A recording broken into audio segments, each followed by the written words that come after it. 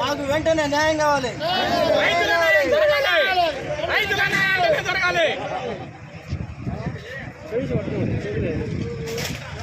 రైతుల ఐక్యత, రైతుల ఐక్యత, రైతుల ఐక్యత, రైతుల ఐక్యత, రైతుల ఐక్యత.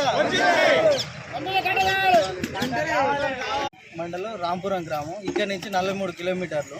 అక్కడ ఐకేపీ కాడ ఇబ్బంది ఉందని చెప్పి ఇక్కడికి కొనుగోలు చేసిన ధాన్యం ఇక్కడ తీసుకొచ్చినాం. మొన్న బుధవారం రోజు తీసుకొచ్చడం జరిగింది. ఆ రోజు అంత ముందుకు బస్తాలు తీసి ఎగుమతి కాలేదని నిన్న మార్కెట్ బందే ఉంది. అట్లా కూడా వెయిట్ చేసినాం. ఈరోజు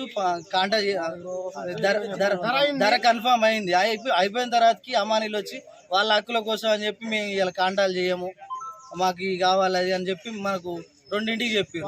ఈ 2ంటికి చెప్తే ఈ తెచ్చిన ధాన్యం అంతా ఎడిపోవాలి. ఒకవేళ నైట్ వర్షం వస్తుంది, ఆ పరిస్థితి ఏంది? కొట్టుకొని పోతే ఎంత ఎవడు?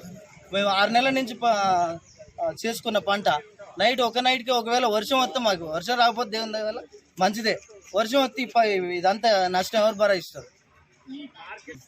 దీనికి వెంటనే జిల్లా కలెక్టర్ గారు స్పందించి మాకు ధాన్యం వెంటనే కొనుగోలు చేయించి కాంటాలు చేయించే బాధ్యత.